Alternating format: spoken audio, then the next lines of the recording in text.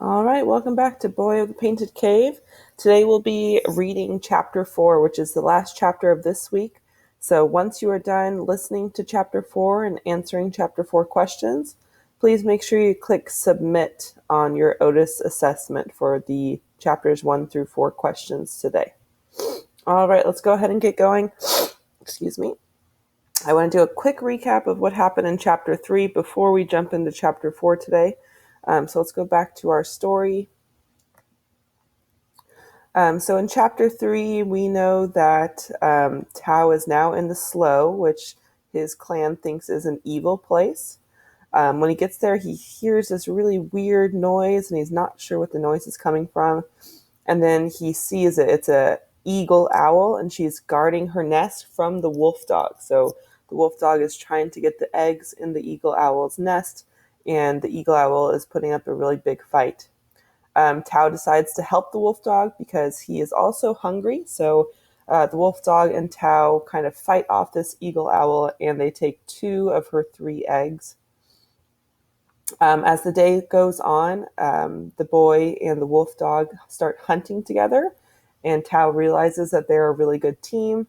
When they're hunting for rabbits, the wolf dog will kind of sniff out the rabbit and then guide the rabbit right to Tao so Tao can get it with its spear. So Tao's realizing that this is a really good hunting combination.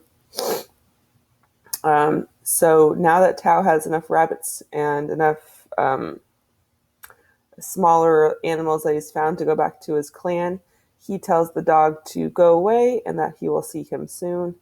The dog doesn't really understand this, so Tao ends up having to throw a handful of rocks at the dog for the dog to leave.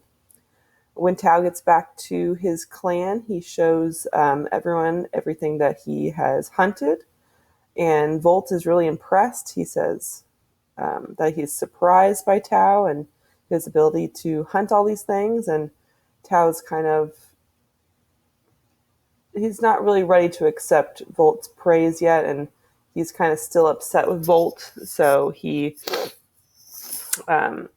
kind of wants to stir the pot a little bit, and he asks about what Volt thought about hunting with wolf dogs, and Volt tells him that, of course, that's an evil taboo thing, and they shouldn't do it. And so Tao is deciding that he's now going to be going off on his own. At the very end, Tao is asking Kala about his parents, and Kala still says that she's not going to tell him about his parents. So there we are, chapter 4 now. Let's go ahead and dive in. Kala was alone with a new child as Tao stooped into the hut. Inside was a bed of straw and a smaller one for the child. A small cook fire burned near the back of the hut, sending a thin trail of blue smoke up through the vent hole. Kala's gray hair hung down over her shoulders, and her face was lined from many hard winters. She often told Tao she had a wrinkle for every fall of snow. In spite of years of carrying firewood, skinning deer, making robes, and sewing clothing, Kala could still smile.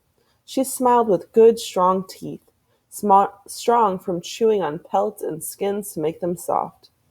Always, Kala spoke the truth, which often angered the elders, but they let her alone because she was wise and knew much history of the clan.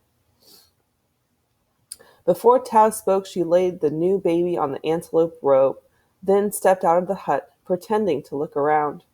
When she came back, she squatted down cross-legged in front of the boy. She picked up one of the black mussels Tao had given her. "You have been down in the slough," she said. Tao was startled. He was surprised that she had guessed. "It is the only place near where these could be found," she said, clicking her tongue. Tao saw the smile behind her frown. "You know the slough?" he whispered, as if sharing a secret between them. "I used to go there when I was a girl. It was a good place, filled with many berries, many mushrooms, and fish." She smiled as she remembered. "But that was before the bad thing happened, before it became a place of evil." "What bad thing, Kala?" The old woman shook her head. "It was a long time ago." "It is wrong," said Tao, "that the clan people should go hungry when there is food nearby." Kala threw up her hands. "You wish to question the elders?" "No," said Tao. "It would do no good." Tao looked at this old woman whose eyes were still young and green like the willow leaves. She was wise and good, and he could not have asked for a better mother. Yet he knew she was not of his blood. After a long silence, he said, Kala, I am 14 summers now, and I wish to know about my mother and father. You will not give up, she said. Perhaps it is better that you do not know. But I must find out, said Tao, if I am ever going to enter the ritual of manhood. In the eyes of the elders, it is very important. If I am the son of a leader or a hunter like Garth, I might someday become a chosen one. Then I could draw and paint. Kala shook her head sadly. You dream, boy, but your dreams are not true. As long as there are taboos, it can never be. But how can it hurt to know about my father? Kala placed the mussel shell in a bowl made of an empty ox bone. Of that I will not tell you. I am one of the few who know, and it is a thing we do not speak of. Is it such a terrible thing? Yes, said the old woman. It is a terrible thing. Tao was silent for a moment. She will not say it, he thought. But it is because I have a bad foot. I do not walk as the others. That too is why I can never be a chosen one. Tao sighed. He knew it would do no good to press her for an answer. My mother, then, he said. Tell me about my mother. The old woman nodded. She settled back on her bearskin rug, the strings of gray hair hanging down over her face. There was a peaceful look in her eyes as she spoke. Your mother was Vidra of the mountain people. She was 16 summers, and she was captured in one of the raids during a summer famine. You were early born in the middle of a cold winter like the one that had just passed. Tao's heart was pounding. He had never heard his mother's name before. Vidra. He repeated the name quietly. Vidra. His dark eyes shining in the dim light, the soft sound rolling off the end of his tongue. Vidra of the mountain people. It is the law of the clan, the old woman continued, that weak and crippled children be taken up among the boulders and left for the hyenas. But your mother would not let you go. She sat in the corner of Big Cave, holding you to her breast, keeping you warm, rocking back and forth, singing. Again and again they tried to take you away, but she fought like a cave lion, screaming, biting, refusing to give you up. All through the long snow she kept you alive. I brought her food. She would not leave the cave, and it was a winter where the winds found their way into the mountain. Before the moons of summer she grew weak. When she died, your father ordered that you be left to die among the boulders. I brought you back and raised you for my own. The elders shook their heads, but I did not care. The man who is your father called it an evil curse. That is why you will not tell me his name? That is why I will never tell you his name. Then tell me more about my mother, said Tao. What was she like? She was only a girl, said Kala, but she had the sense and wisdom of a woman. Always she worked with her hands. She made many things from the earth and waters. From pebbles and the bones of fish, she made necklaces.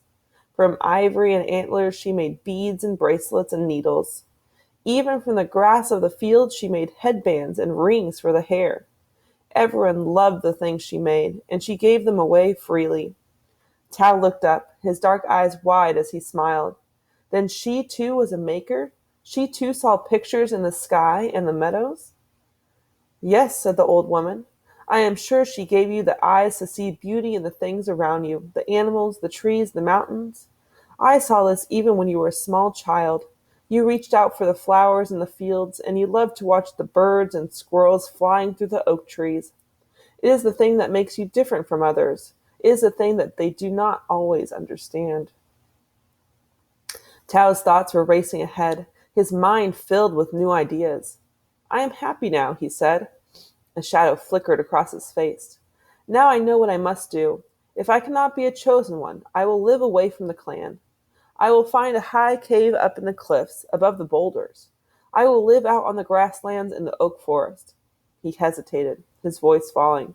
And I will hunt in the slough, where the fruit and the game are plentiful. I will be a man in my own way. You are a dreamer, Kala smiled. Tao shook his head. No, Kala, look at me. My arms are strong. For 3 summers I have hunted and brought back food for Kala.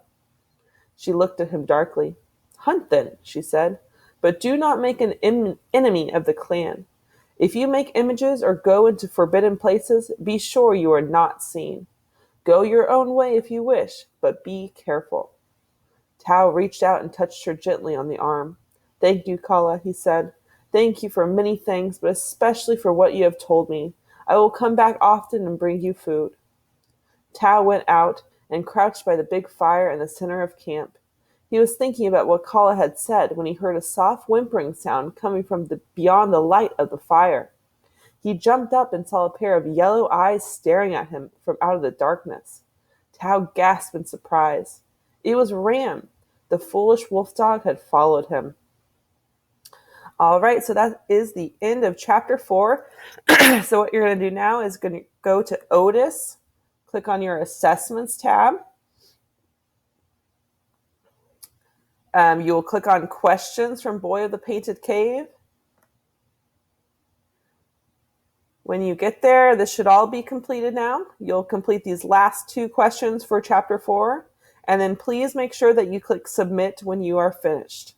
So if you don't click submit, I will not get your assignment. So please make sure when you are done with this whole page that you click submit. All right, thank you. See you again for chapter 5.